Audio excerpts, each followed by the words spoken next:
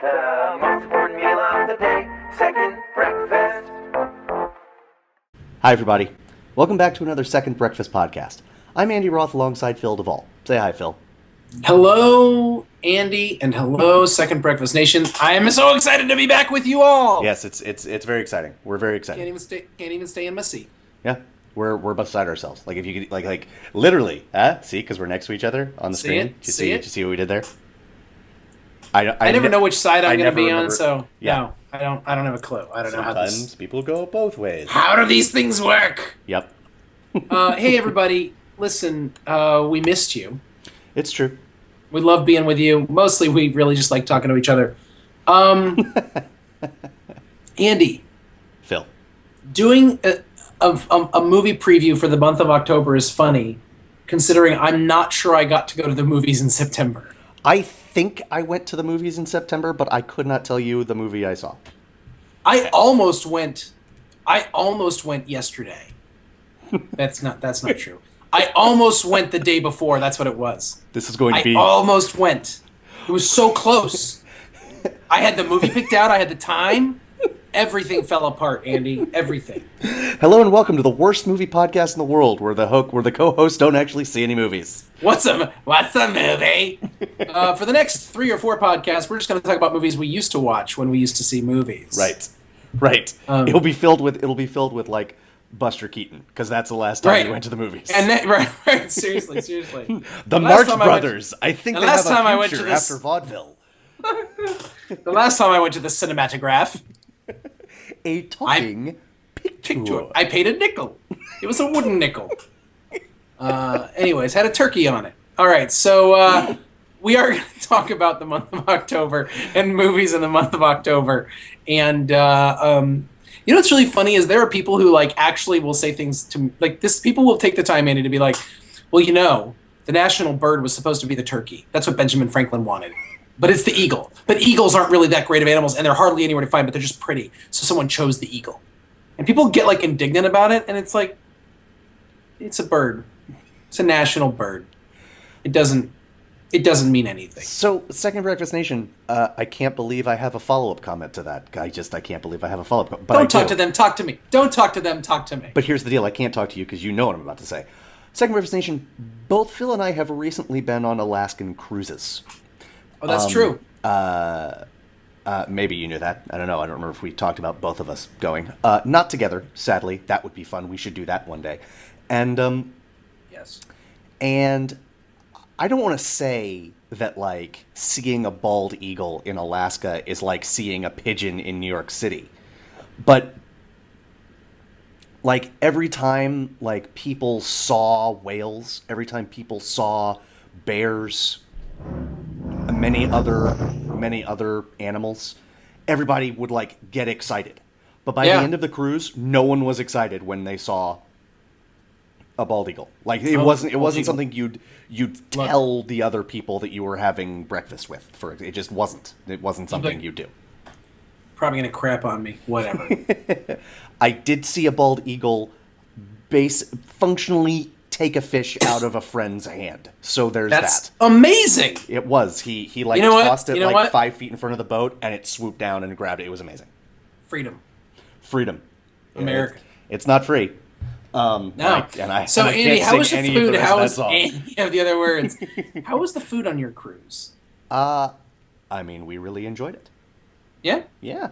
Good. Was yours not good? No, it was lovely. I mean, there were times when it wasn't perfect, but there were times when it was really good. Yeah. And Disney Cruise apparently is known for having great food. Nice.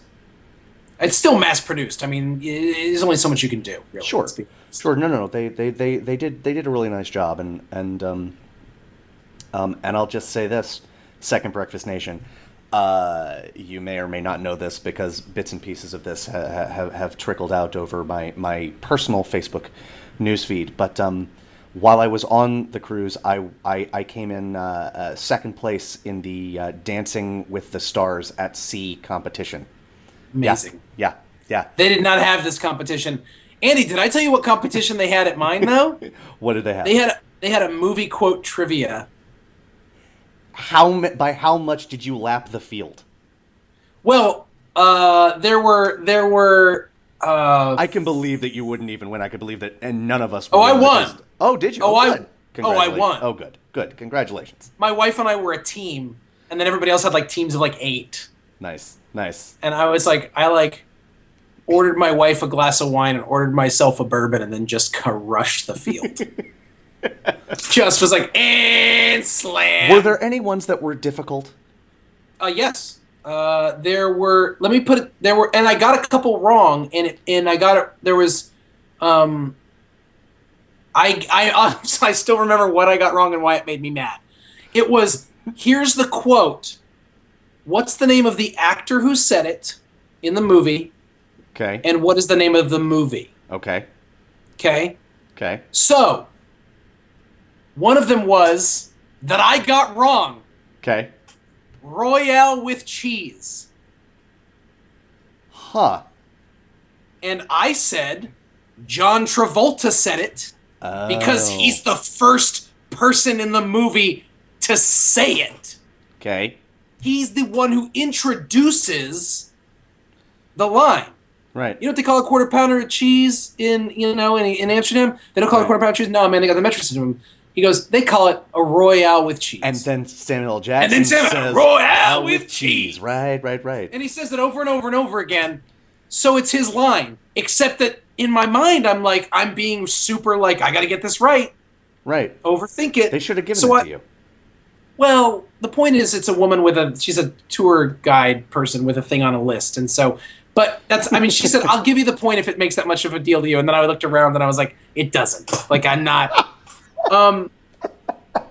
There was a Back to the Future quote that my wife got that I didn't get. She said the quote was like a second in the quote, and it was and it was obvious. Now that it's like my mom has the hots for me or something like that, Sure. or so Doc, what you're saying to me. But Right. it was all there. Right. But for some reason, it wasn't clicking for me, and my wife was Sure. like, "Back to the Future," and I was like, "Oh, of course, boom." Awesome. And then the way she said it was like Zawatanejo. Oh. Well, that's Tim Robbins. Right. But the way she said it, I thought she was mispronouncing it, and I thought it was that moment. This is again me way overthinking something. I thought it was that moment where he says Zawatanejo and Morgan Freeman's like Zawata who what like he does that he kind of Right. responds back like the what did you say? And so I put that Morgan Freeman was the one who said the quote, and it wasn't. It was Tim Robbins. So I got that one legitimately wrong. Sure. It was the first time that he says, "Go ahead, make my day," or "Do you feel lucky, punk?" It was one of those two. Sudden Impact, right? And it's Sudden Impact. And It's I didn't know not that. Dirty I Harry, knew- right. And I knew it wasn't Dirty Harry. Right. When I was writing it down, I'm like, I know Right. this isn't right, but I don't remember the second Dirty Harry movie. I knew it wasn't Magnum Force, Right. But I couldn't, or Death Pool, Right. but I couldn't remember what it was called. Right. But those ones, whatever. The one that I got wrong, because you ready for this? I can't wait. What we have here is a failure to communicate. No, what's the name of the movie? Cool Hand Luke. Right. What's the name of the actor? Strother Martin. Yeah, you're the person who knows that. It's the only movie that guy's ever been in. Strother Butch Martin. Cassidy and the Sundance Kid. No one knows his name, though. Andy. Yeah, again, you. Like I said, no one. Let me put it this way. When she said it, I was like, oh, son of a... Because I knew that I didn't know the name. I Right. knew who said it. Right. I knew the Right. character who You said could it. see I him. remember that. Yep. Oh, the whole thing. Yep. Didn't know his name. Yep. So I still won. And I won by... even with all the ones I got wrong, I won by A comfortable margin. Well, 4 points. It was less comfortable than I would have liked. Sure. But there was the team next to us was the next other ones that were doing really well. So I was like, oh, this is going to be tough. But after them, it just fell off the table. Okay. We beat them by 3 or 4 points. Mm-hmm. And then the team after that was 8 points below us or 10 Oh, points. no. And I was like, oh.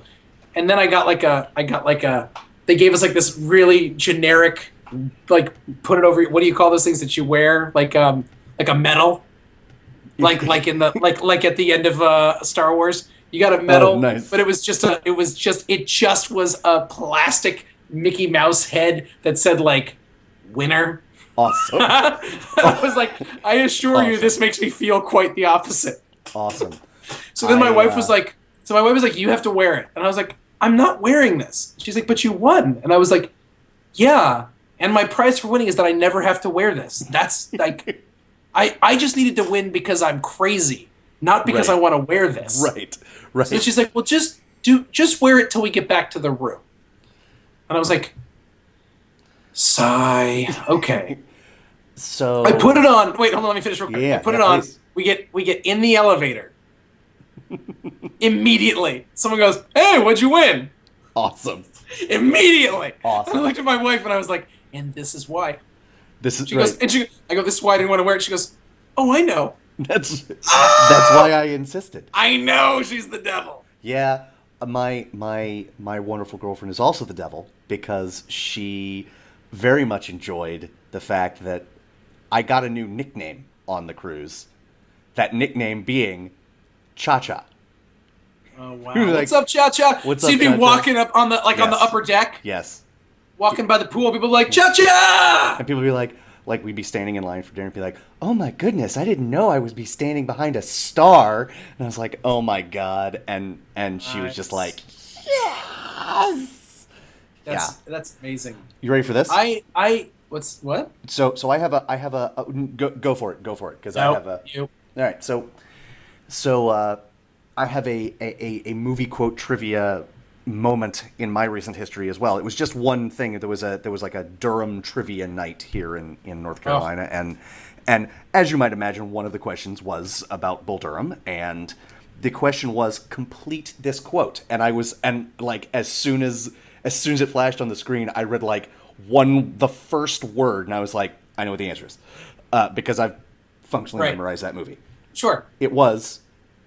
Give me the first word. Give me the first word. Sometimes. Oh, go ahead. Right? Sometimes you win. Sometimes you lose. Sometimes.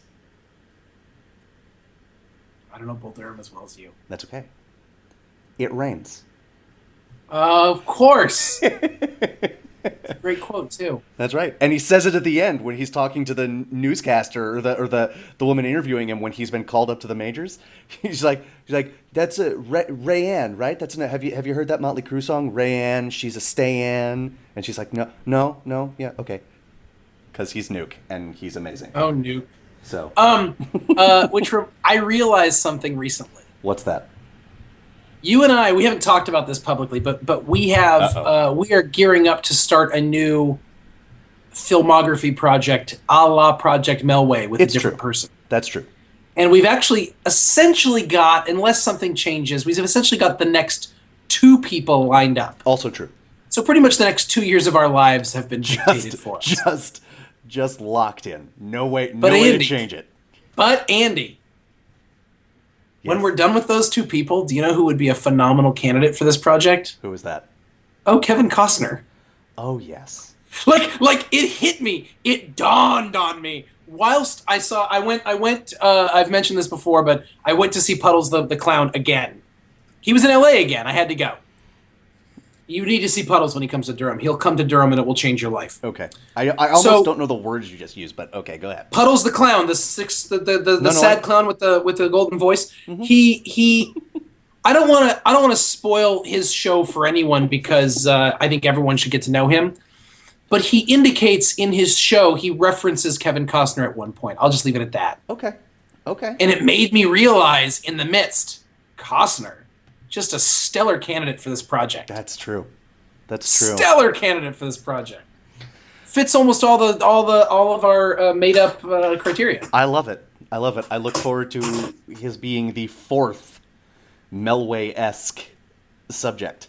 I still can't decide if we should just call everything Project Something Way or if we should come up with really crazy titles. Hey, folks, let us know what you think. They won't. Hit us up on Facebook or email us at secondbreakfastpodcast@gmail.com.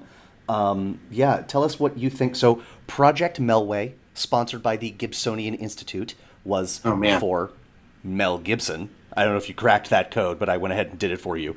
Wow, Andy. So you're not even making him work for this at all. No hustle involved. Well, do you want to reveal now who the next subject will be, and get them working, or? Oh my gosh, we didn't talk about this beforehand. We didn't. Let's do it. Andy. Yeah, folks. the next person whose filmography we will be going through in chronological order, from beginning to end, a director. Okay. Gentleman I couldn't by- remember which of the two it was going to be, so I guess I now know which one we're doing next. Now you know. Now Yes. you know. Spike Lee, folks. We're going to be going through Spike Lee. Very excited.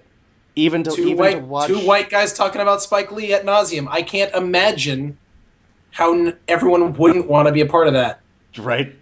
I have a very modest goal for this. What's that? By the end of it, Yeah. I want Spike Lee on our show. I don't think I'm asking for a lot. I don't either. I think that Spike Lee's going to be on our show. I bet that on LinkedIn, Spike Lee is no worse than a third-degree connection for me. I bet that. That's something I bet. That's amazing. No, I Andy, feel like everyone I on bet Earth is that a third-degree I connection. will never get on LinkedIn. That's what I bet. Fair enough. But it could do so much for the career of a priest. Well, we've announced it. That's true. Spike Lee. We've talked about Disney Cruise. I think the only thing left to do is let's wrap it up. Good night, everybody. Oh no, Bye. let's talk about what's coming out in October, which is now. We're filming this on a Friday. Things true. are out right Things now. are out right now. It's happening. It's all happening, folks. These are the movies coming out in October. Not every movie, because we don't know what's coming out near you, but these are the movies generally coming out. Here's the other thing. Look, I'm not interested in talking about every movie. I'm interested in that's talking true. about the movies that excite me, interest me, or revolt me. It's true. So And we have I've got a pretty large list of things that revolt me. I was surprised. Me too. It's the largest of the third categories that I've ever had. Yes. So what are those three categories, Phil? Well, we have Can't Hardly Wait, movies that we cannot wait for, movies that we are just excited as all heck about. Doesn't mean they're going to be good. We just hope they're good. But not just hope. It's like the movies that in our hearts we're like, yes, Yes. I cannot wait. It's true. No reservations. No reservations. I like that title a lot. If we Reservations. were a weird, what was it? Catherine Zeta-Jones and Aaron Eckhart romantic comedy drama, then There'd be no reservations. we'd be no reservations. I think. I also think this is the way I describe this category is if I actually ever had a choice about how my life was structured and the things I got to do during it, I would totally go to the movies and see this movie. That's how I look at that. Agreed. My next category is actually the most nuanced, I think. Fool Me Once. These are movies that, like, man, you really want to see them.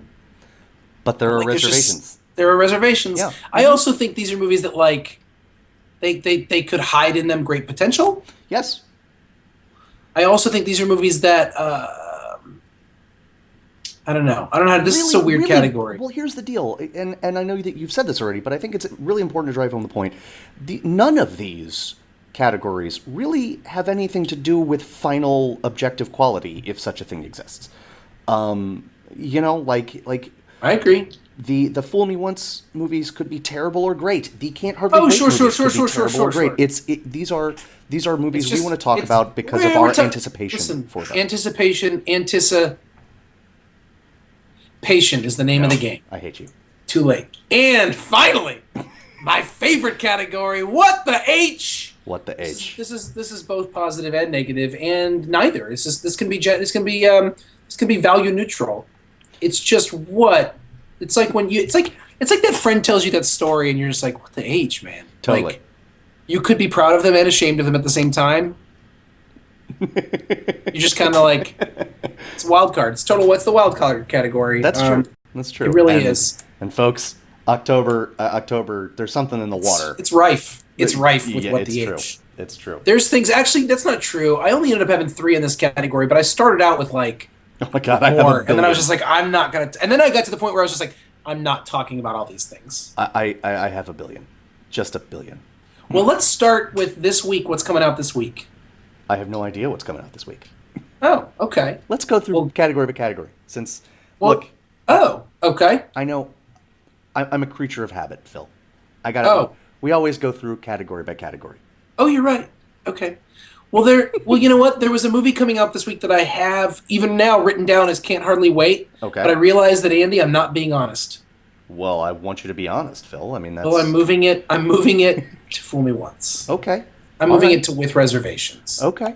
Alrighty. Hold on. Actually, hold on. Hold on. FMO, which I keep thinking I'm about to type FML, and then I'm like, that's not what I'm trying to say. All right. So, Fool my life. Andy, why don't you tell me about your Can't Hardly Waits? So I actually have this is another fairly hefty category. The Fool Me Once category, which usually ends up the largest category, is by far the smallest. The number one, which I think may be the movie that you have moved to your Fool Me Once category, Gone Girl. Gone Girl is just as we were typing, I typed and changed it over. Sure. I am legitimately excited about this movie. I like the people in it. It's got Matt Saracen's mom, who also apparently was in Deadwood, which is a show I have to watch and soon. Sure. David Fincher. He's got me at hello. He makes movies I enjoy, and that's it. So when I was growing up, I like all of it, and I haven't read the book, but I'm a fan. So when I was growing up, like there was a point when I was like early in my teenage years when all my best friends were skaters, and they listened to ska and punk and wore baggy clothes. I did not skate.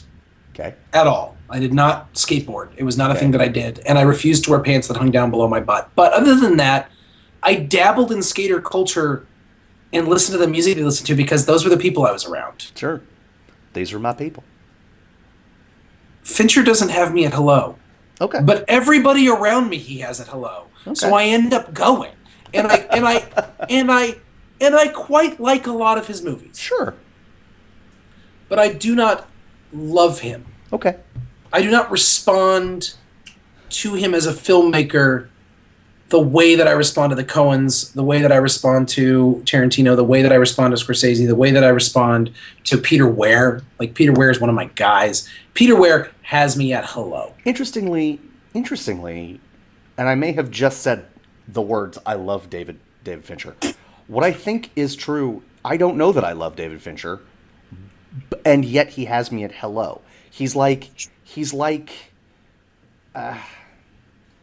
So, you ready for this? I'm going to class this joint up for a second. Class it up. Stravinsky wrote a piece. Okay. Yeah. I'm going to have to make a really good fart joke when you're done. Go ahead. Do.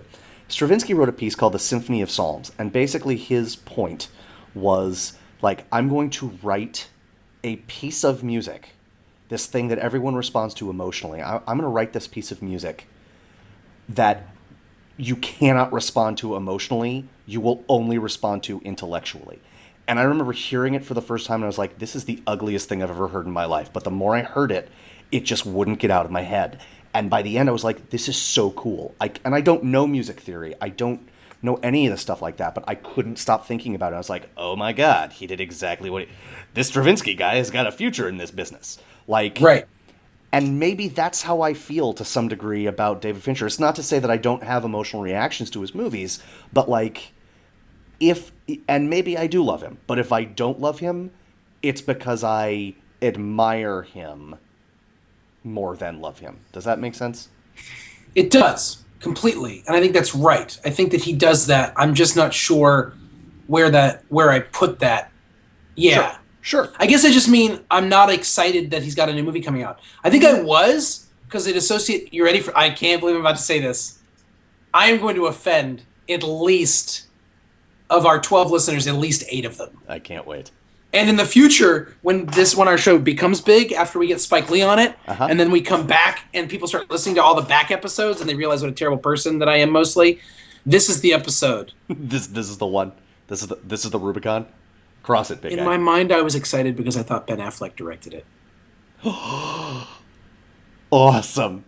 Well said. And when I found out it was Fincher, who some people consider to be the greatest director of his generation, instead of Ben Affleck, I dropped it down from Can't Hardly Wait. That's the truth of who I am. I gotta be me. I don't know who else to be. I don't agree with that assessment. But that's an amazing viewpoint to hold, and I don't fault you for it. Ben Affleck, as a director, I think he's an underrated actor, But as a director, I think Ben Affleck might already have me at hello. I just love. That's my point. Really. Yeah. No. Sure. So, and Fincher's made more movies. He makes good movies. I don't love all his movies. I don't own any of his movies. Actually, I own a DVD of Zodiac that I've never watched because someone gave it to me or something. Are you ready for this? Do you know what I own of David Fincher's? Zodiac. Alien 3.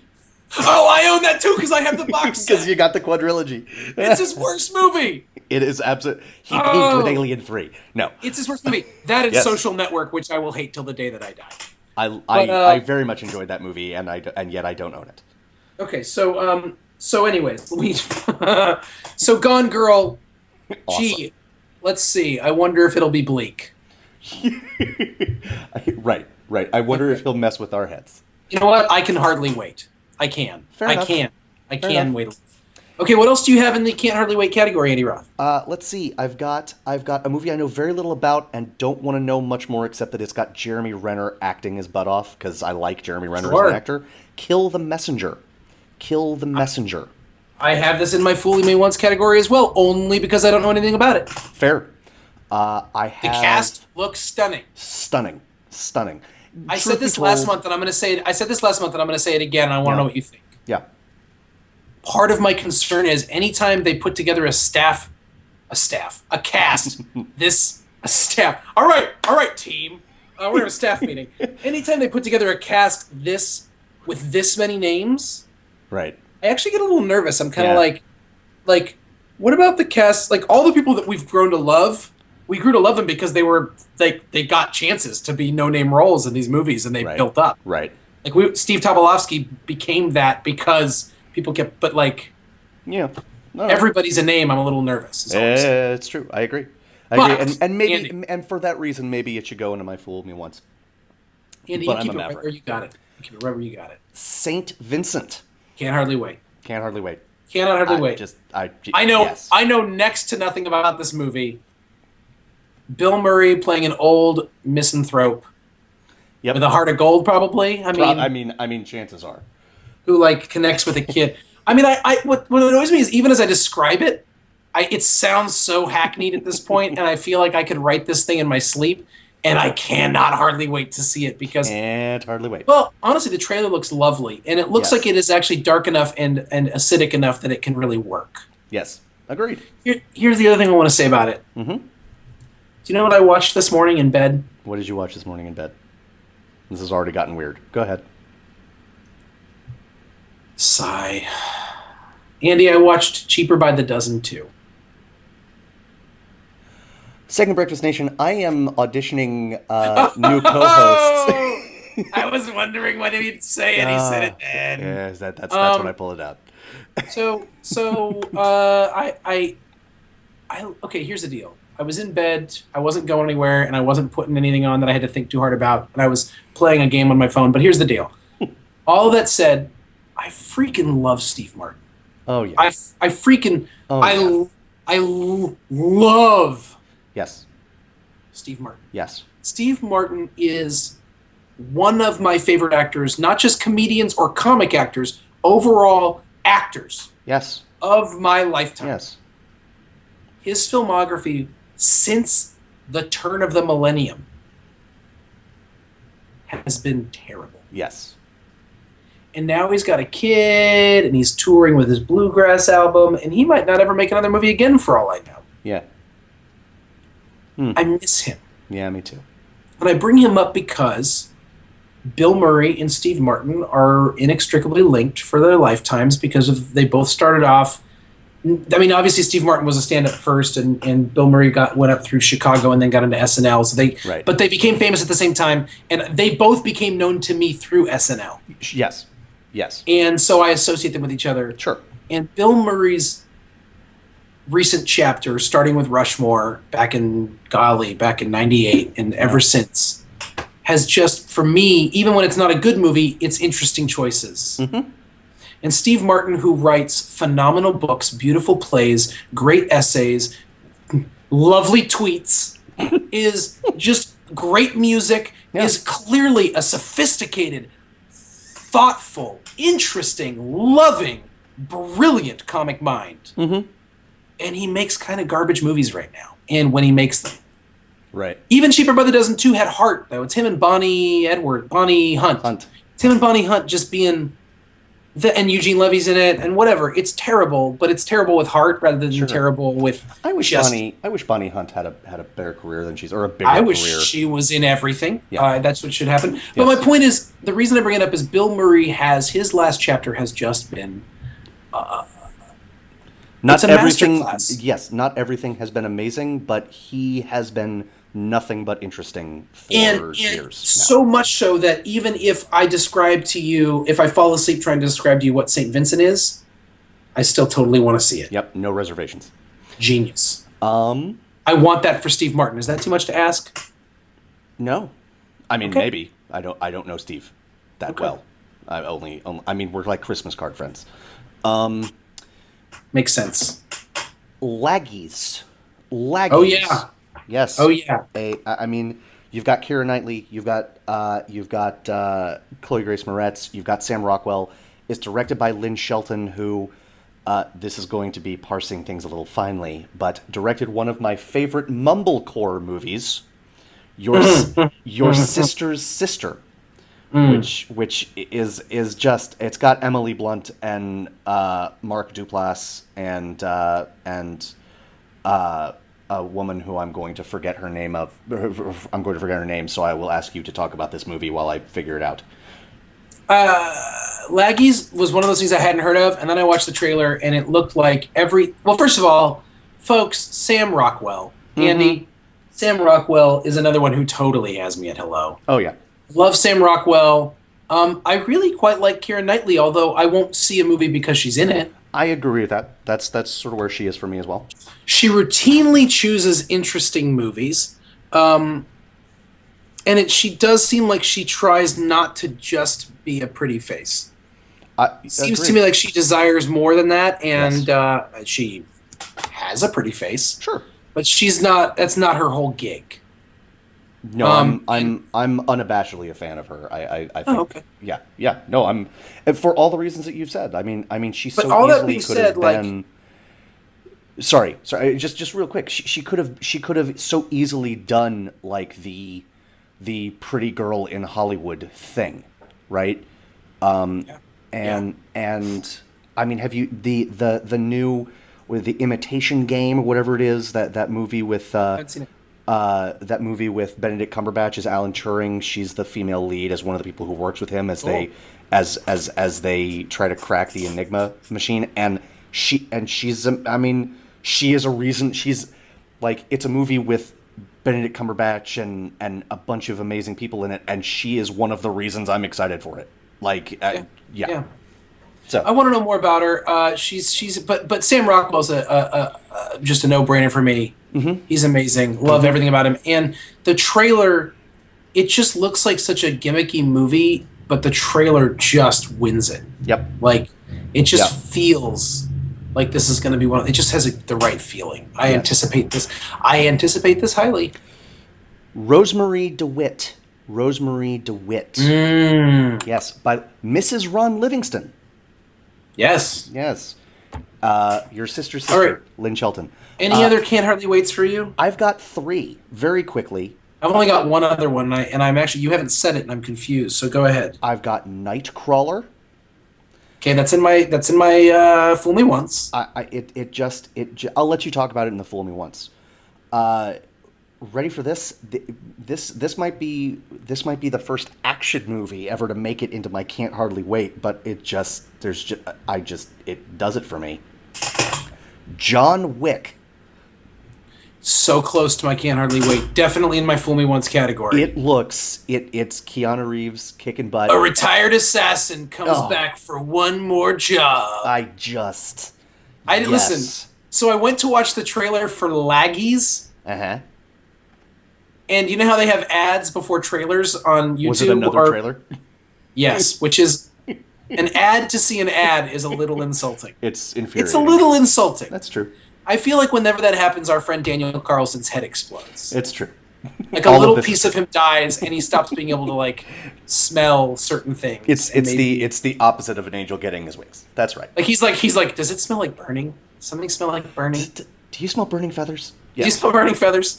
It's a brain cloud. So, but the ad in front of Laggy's was John Wick, and I was like, at the very beginning of the ad, I had already read the synopsis, and I was like, well, this looks absurd. Oh my god! Oh my god! And then I was in. It was done. It's it was true. done. That's true. It's not even of course I'm going to see this movie. Like that honestly, Am that I is back? the movie. Am I back? I guess I'm back. If I had to put money on the movie in all of these lists that I am most likely to actually make it to the theater and see, it's John Wick. And the last movie, which I bet is the movie, you know what? If this isn't the movie that you've got in your Can't Hardly Wait, I know what it is. The new movie from noted auteur Inarritu, Birdman. Oh yes. Yes. Was that it? Yes. Yeah. I've seen 0 of that guy's movies. Really? Yeah, because I don't feel like being depressed most of the time. I do a really good job of that all by myself. Sure. You know, like, I listen to sad songs, but sad songs are only 3 minutes long. But sad songs say Watching so a much. movie, I know, exactly. When every little bit of hope is gone, a 3-minute sad song is great. I'll even do like an 8 or 10-minute sad song, like most of Dylan's songs. But, like, when you go to a movie, it ruins your whole night. That's fair. That's fair. Ugh. Yeah. He made 21 Grams. He made Babel. Yep. What else? Oh, God, Babel. Yeah, but that's exactly yeah. your response. That's exactly right. Amoris, Andy, tell him about Birdman. It is about a past his prime faded star actor who, as I understand it, and honestly, if I have this wrong, Phil, I don't want you to tell me because I want to go in knowing as little as possible. Sure. Who takes a role as like a superhero to sort of revive his career, and then he just starts thinking he's the superhero and walking around in costume and stuff. And like, in addition to that kind of thing would just have me in hello, from the cinema geek in me is intrigued by the fact that it is apparently shot as basically as if it were one take. Like, oh wow. It looks like there are very, very, very, very few, like Hitchcock's Rope. Like, oh, here's what I knew about it. And it's the last thing I'll say. People have been going insane for it. So I knew it was a Michael festivals. Keaton movie about a superhero trying to make a comeback. Yep. Right there. And I knew it was made by a director that people cared about, even if I didn't. Right. And then I heard that thing that you just said. That people are losing their GD minds about That's it. true. Like, yes. just going, like are coming out of the theater just going, yeah. And I'm like, Andy, this is easily the most highly anticipated movie for me of October. Sure. Yes. And yeah, me too. And maybe for the rest of the year? I don't know. We'll have to see. I don't know what else is coming out in the rest of the year. Sure. I haven't looked at November and December. I know that it's not the third movie in the Hobbit trilogy. I'll tell you that right now. There and back again. I read something. I think it was on Cracked.com. Gimli deserves his own movie. I would totally watch that movie. And I probably am more excited for that movie than the actual. Two things I would say about that. Yeah. One, the guy who played Gimli, John Rhys Davies, would never play Gimli again. It's true. He's already made that statement that he has no interest in doing it again. Right. And for several reasons. He seems like a very odd guy. Yeah. And that's his business. Be odd. Live your life, man. True. Two, I would be interested in seeing that movie if it was directed by anyone but Peter Jackson. Sure. Agreed. Who has officially lost my trust. I think, and this is a much longer conversation that probably deserves its own podcast, I think, and I read this somewhere, this is not my own thought because I don't have original thoughts. I think what happened was, Guillermo del Toro was supposed to direct the Hobbit trilogy, and then he dropped out for any number of reasons. I don't know that we'll ever know the actual story.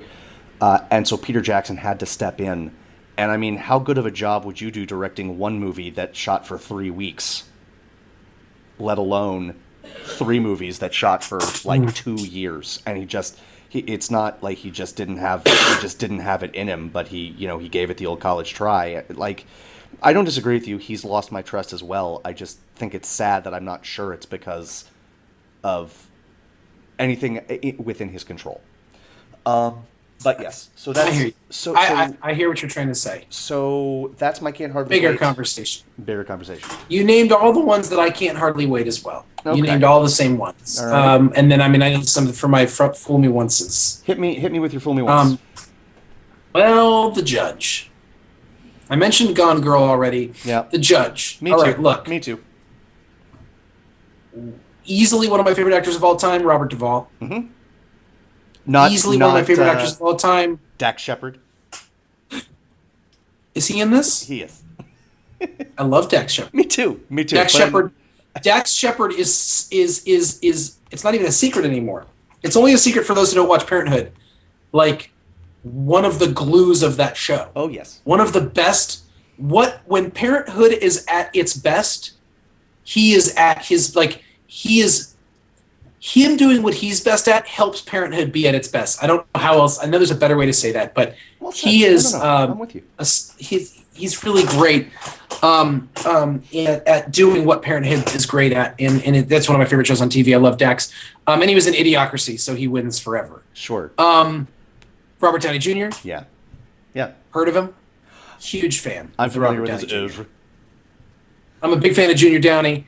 The trailer for this movie just looks like it was made by Aunt Jemima because it is just covered in syrup and saccharin. I mean, it is, and I'm still going to see it, guys. Like, I'm clearly going to see it. Right. When you watch the trailer, there are 2 things that are apparent. This movie is ridiculous and overly emotionally wrought, and I am going to see it. Those are the 2 things that are obvious. So nice. So in the in the spirit of the opposite of love is not hate, the opposite of hate is not love. It's indifference. Sure. This movie, when everything you have just said about it, I echo. I will see it. This is the opposite in terms of like buzz coming out of festivals. This is the opposite of Birdman. Everyone's like, The Judge! And coming out of it, they're like, just like, Oh, The Judge. Yeah. So that was a thing that flew in front of my eyeballs at 24 frames a second. Yeah. You know? I mean, I'm at that point where every single movie is possibly Robert Duvall's last movie. Sure. And really, it could be a piece of garbage and it wouldn't matter because his career has been astounding. It's true. The man... But... I enjoyed Jack Reacher. I enjoyed it more because he was in it. Period. Yeah. You know? Oh, he was the first guy that I ever realized I really thought this about. Putting Robert Duvall in your movie does not mean you'll have a good movie, but it does mean you'll have a better movie. Yep. Yes. Yep. Agreed. Kill the Messenger was in my Fully Once category. You mentioned it. Fury. Me too. Brad Pitt, a bunch of tanks. It's a World War II movie. I watched... come on. I know. Look, I'm going to see it. I've already got a date. Like, I already know who I'm seeing it with because they want to see it. Nice. I've said this before. I'll say it again. I was watching 12 Years a Slave the other day. Brad Pitt is the worst part of that movie. He is such a severely limited actor, and I feel like I'm taking crazy pills. I feel like I'm Mugatu in Zoolander. And he has done things that I have loved. It has happened. I love him in Inglourious Bastards, and he was the only thing I like in Snatch, and I don't like Guy Ritchie movies. Sure. So I don't know what to do with that information. I love him in the Oceans. I love him in the Oceans movie. I love him in Fight Club. He does I just exactly. don't love him. Again with the Fincher weirdness. Okay, fair enough. I don't dislike Fight Club. I didn't dislike it when I saw it the first time. It blew my mind, and then like the second time I wanted to watch it, I was about 15 minutes in. And I was like, nah. Okay, that's fair. It's never been one of those movies for me. Sure. It addresses a lot of issues about guys that I have never felt about myself. Sure. Like, it's describing a masculine dilemma that I don't identify with. Sure. With which I don't identify. Sure. Thank you for and correcting yourself grammatically. Well, Allison Festo listens to our shows, and I care about her opinion of my grammar. That was extraordinarily granular. I can't believe that happened. Okay, all right. Hi, Allison. Every time I mess up a word and I change it, I just hope that like wherever she is in the world, like she gets a little like she like has a warm feeling and doesn't know why. Is that weird? It's a little weird. It's a bit weird. Well, all right. It's a bit weird. Yeah. It's a bit weird. All right. Book of Life. Book of Life. Fool me once. I'm taking my youth group to see it because they want to see it. What is? So this I'm already movie? in. What is this movie? This is like the Guillermo del Toro produced. Right. Really weird looking animation. Like I couldn't be bothered. It's on none of my lists. And that's fine. And it's on my list only because I know when I'm seeing it and that I'm seeing it. Sure. Okay. Literally. Okay. I am seeing it, so I might as well mention it. Right. John Wick we mentioned and Nightcrawler we mentioned. Nightcrawler. The trailer looks legitimately messed up. It looks like a David Fincher movie. Yay! It looks like David Fincher plus Barry Levinson starring Jake Gyllenhaal. And all of those things have potential. Jake Gyllenhaal is killing it in movie after movie. He is like... You might be right. Like, here's the deal. I don't think he's amazing in Prisoners. Amazing. And I haven't seen things... Okay, well, I hear he's amazing in Enemy that I didn't see. Let me say this. I have never seen a performance of Jake Gyllenhaal's that I wasn't impressed by. Yeah. But I don't necessarily want to see every Jake Gyllenhaal movie. That's totally fair. I will. Although I did see King of Persia, so maybe I should just shut up. What? Prince of Persia. I mean, really though, whatever. Well, because I like the video game it's based on. So what I'll say is this: I think if Jake Gyllenhaal ever went away, I think he would be my number one choice for a Matthew McConaughey style Renaissance, because I think he's got the same sort of like, I'm going to star in blockbusters and I'm going to star in tiny movies that no one will see, and I'm going to kill it in all of them. And it's not like there aren't other people doing that, but he's just really good at what he does. He's a very good actor. Yeah, he's a very good actor. He doesn't have me at hello yet. Sure, but that's not because of his skill. I think it's more because of just his. I'm not sure, Andy. Like in terms of his. It's not because of his choices of movies. Sure. Like Prisoners. I saw that.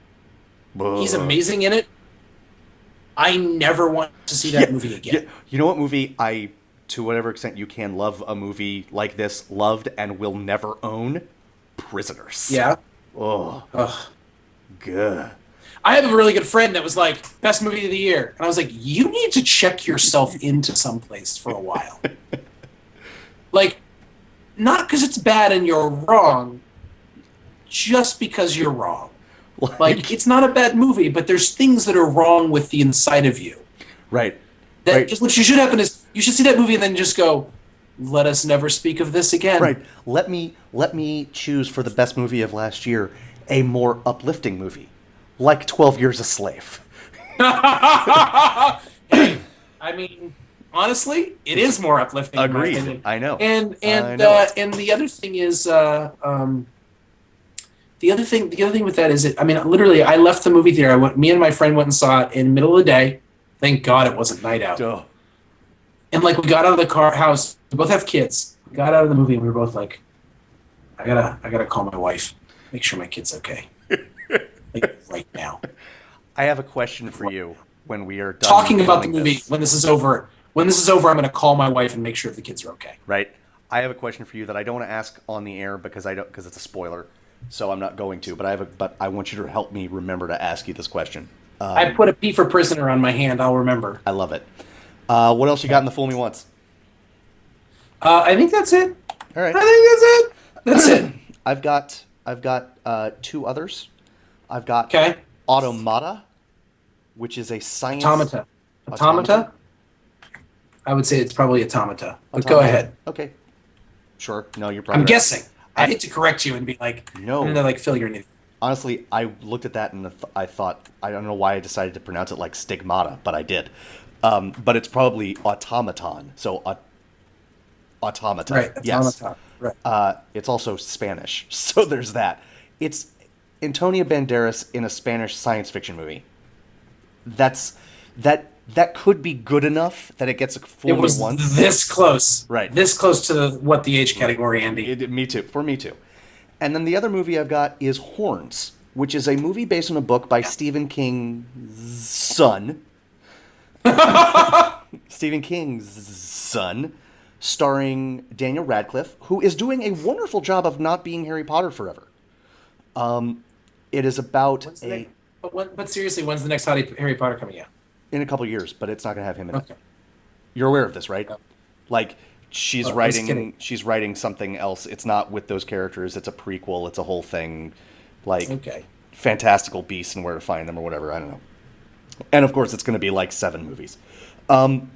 So this story is a guy who his girlfriend was murdered, and everyone thinks he did it, but there wasn't evidence to prove it. So he wasn't. So he was either acquitted or never charged, and he didn't do it. And then one day he wakes up and he has devil horns starting to grow out of his head that nobody Sure. really sees, but he can, by thinking about it, he can like cause people to like reveal their most twisted inner thoughts. And so he uses it to figure out what happened to his deceased girlfriend. It's just fascinating. I Sounds started the book. I couldn't finish it, not because I wasn't enjoying it, although if I had been loving it, I would have found a way. Because love and life finds a way. But I'm done. I retire. I heard. But it's so weird that it could go either way. But it's an interesting story, and people who have read the book really like it. So I was enjoying it. So fool me once, and that's my fool me once category. Well, we have a chock full what the age category here. Every other movie in the world. Yeah, there's a lot of what the H is. This is clearly like. So I was reading something recently that basically pointed out that September has become the new dumpuary. Sure. Like that January and September are just where movies go to die. Yep. And it seems like in October they're sprinkling a couple of these in there as well. Sure. First of all, I have to bring this up. It makes me sneeze. I'm so angry. The new Left Behind movie starring Nicolas Cage. What the H? I am offended as a Christian and as a Nicolas Cage fan. Right. I am not once, but twice offended. Sure. If I actually cared about Kirk Cameron, I would be thrice offended, but I don't. But I just wanted to say thrice. Nick Cage, I know that you just do whatever people will pay you for. I do. And Nick Cage, I also know and have heard that you profess to be a Christian, as I am, and so there might be some part of you that feels like you are tapping into some spiritual things. But Nick Cage, what the H? Because here's the deal, Andy. Tell me the deal. You know how you're like, well, I'm not a Christian, so I don't believe in the rapture? Mm-hmm. Well, let me just say this.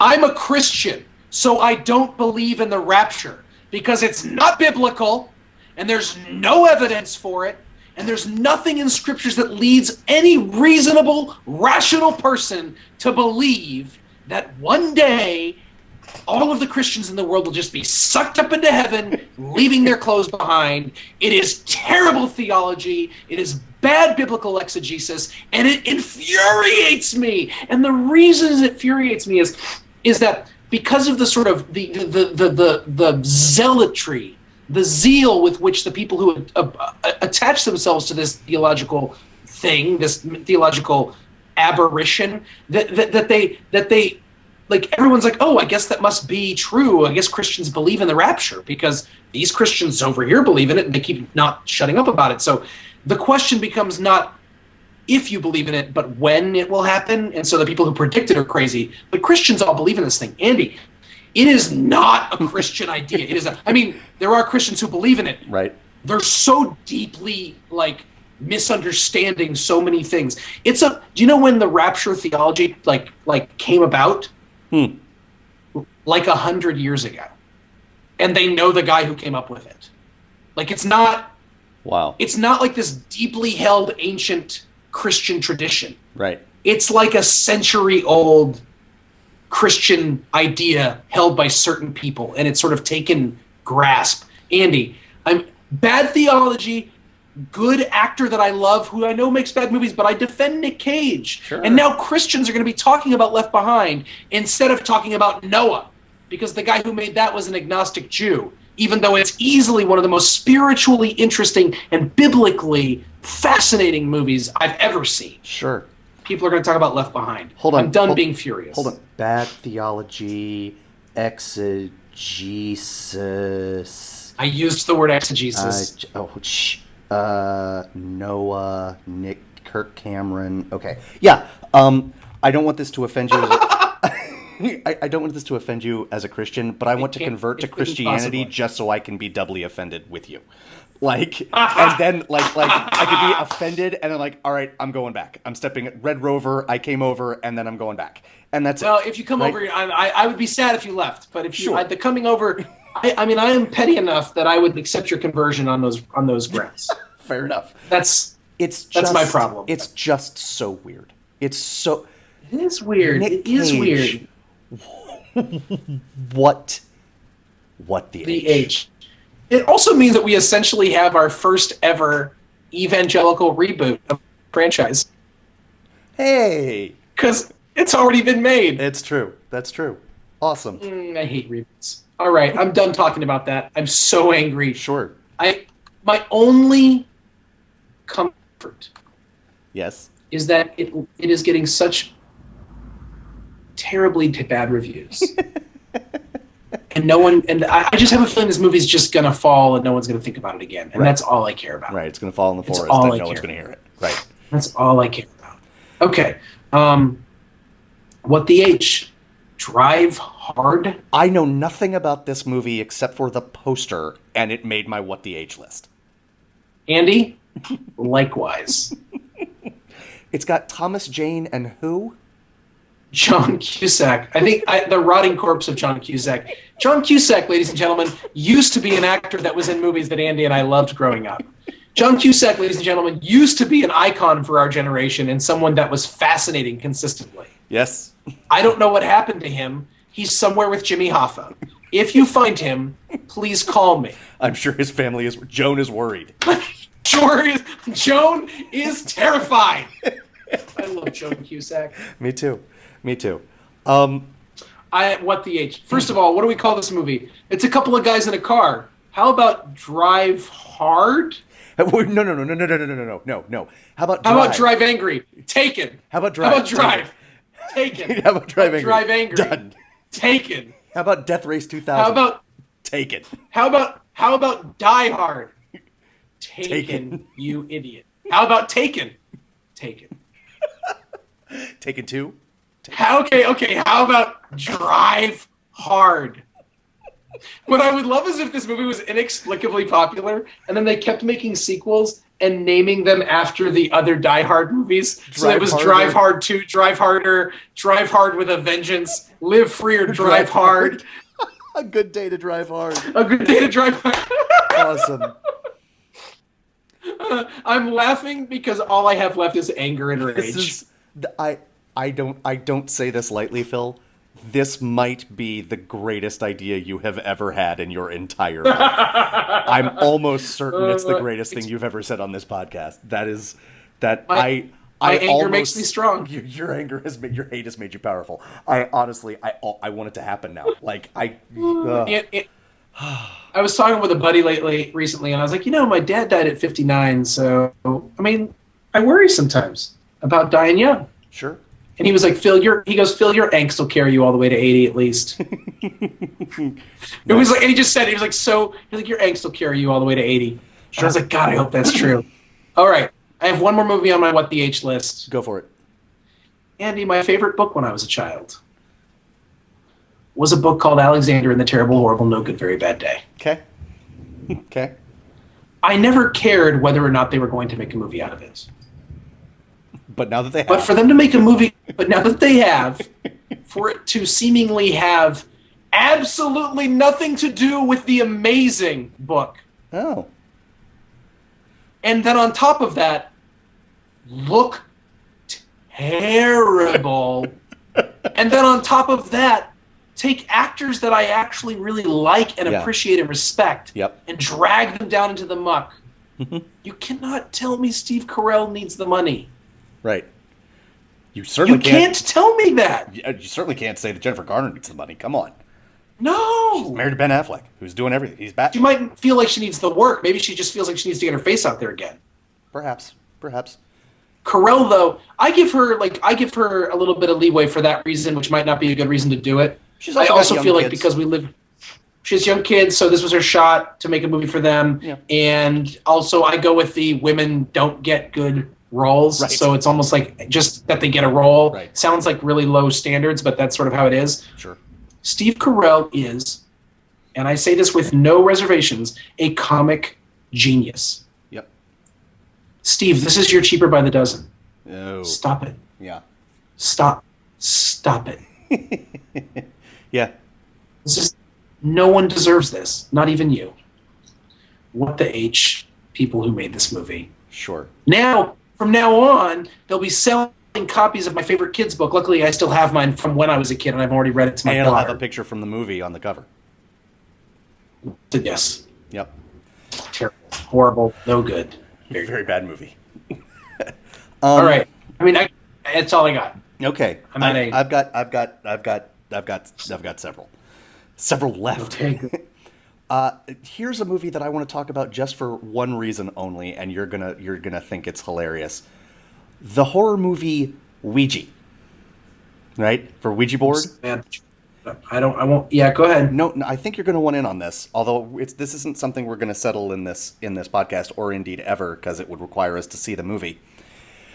The board is spelled Ouija, but That's how you spell Ouija. But I have only ever heard it pronounced Ouija board. That's how it's pronounced. But it's Ouija. It isn't. But isn't it? Shouldn't it? Why is it Ouija? Is that just the way everyone said it? Or is it actually pronounced Ouija?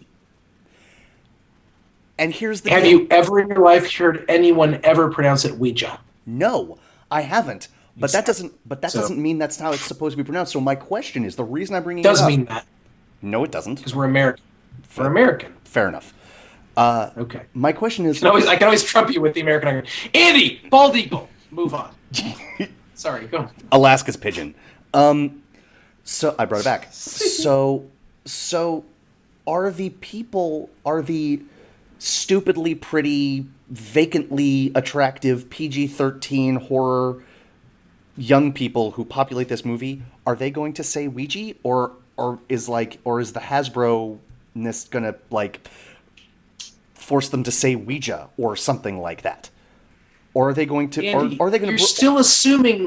You're still assuming, based on nothing, other than the letter A being there. I mean, it's actually pronounced Ouija. That's not the worst reason to assume, frankly. No, it isn't. It's not the worst reason to assume. I mean, that's correct. It is only the third or fourth worst.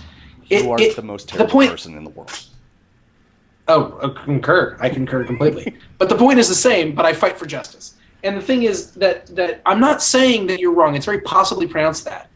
But your assumption is that it's pronounced that, and everybody's been pronouncing it wrong. I would just say it might very well be that it's Ouija, and that's what it is, and it's just that we're all idiots, and anyone who even knows what a Ouija board is an idiot. That's fair. But now that you bring it up, I will be very interested to see how it is pronounced in the film. No, you're very interested. Are you going to go see it to see how they pronounce it?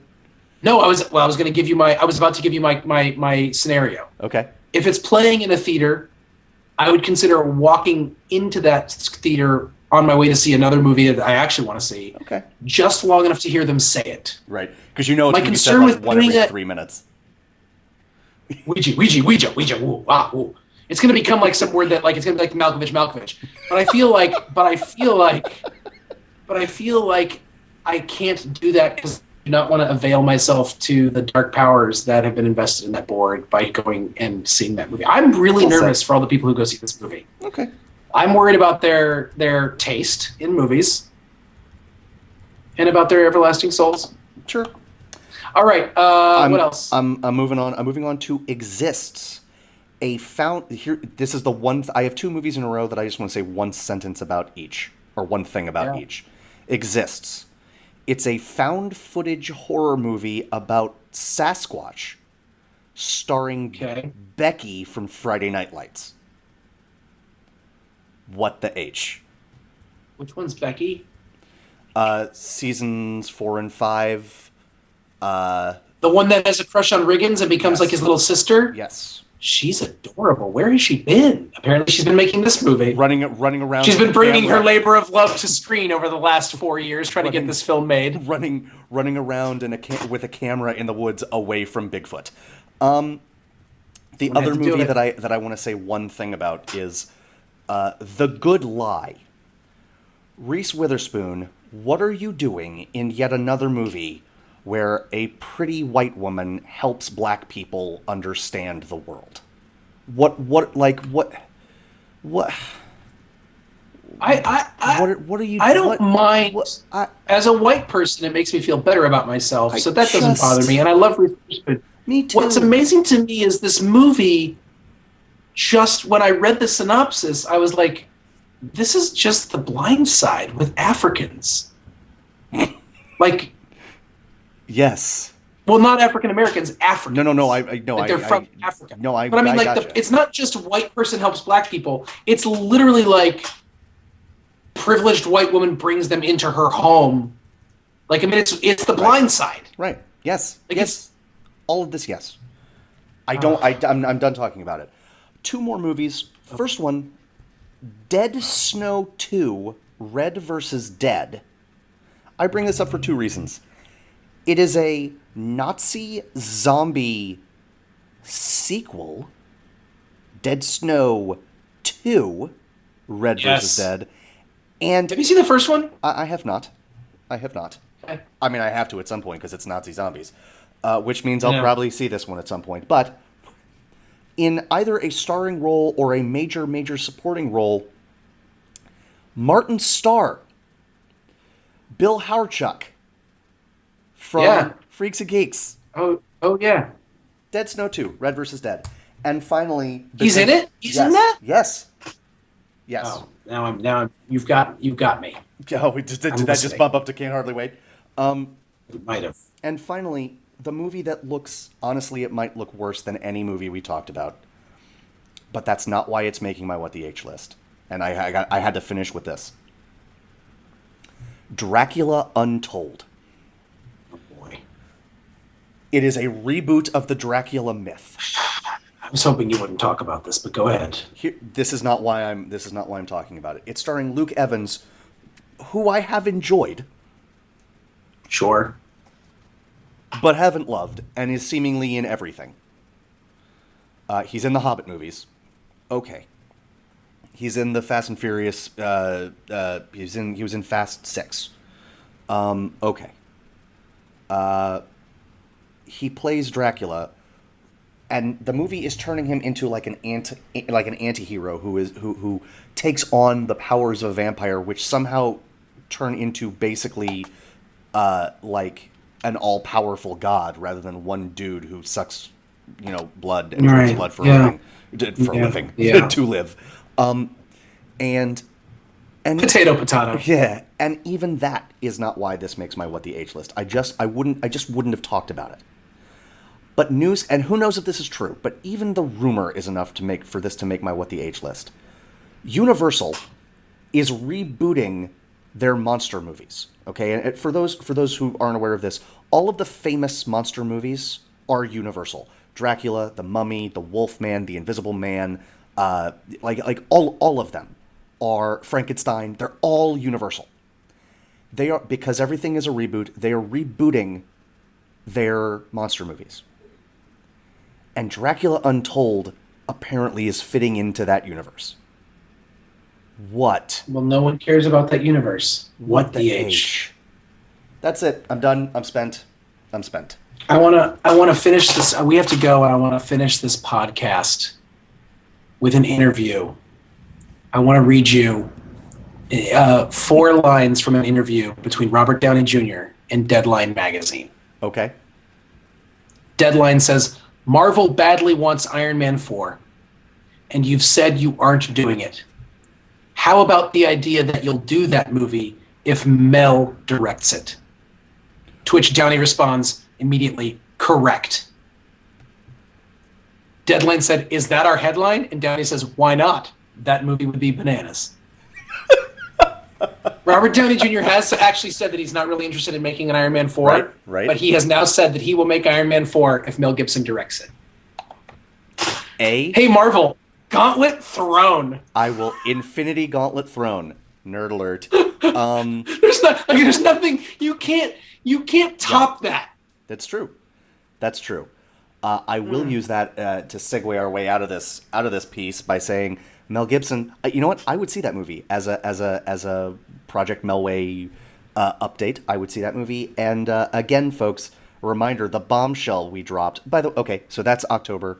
Enjoy going to the movies. Enjoy or don't. Or don't if you see Ouija. Right. Spike Lee. The bombshell we dropped at the top of this podcast, as Phil just said, the next Project Melway will be Spike Lee. So give us a good name for it, because otherwise it's going to be Project Spikeway, which isn't bad. I wouldn't be upset. But if you can come up with something better, hit us up on Facebook or email us at secondbreakfastpodcast@gmail.com. Yet again, for the podcast, I'm Andy Roth, and that is Phil Duvall. We've had a great time. We hope you have too, and we will see you again real soon. Bye-bye. Bye now. The most important meal of the day, second breakfast.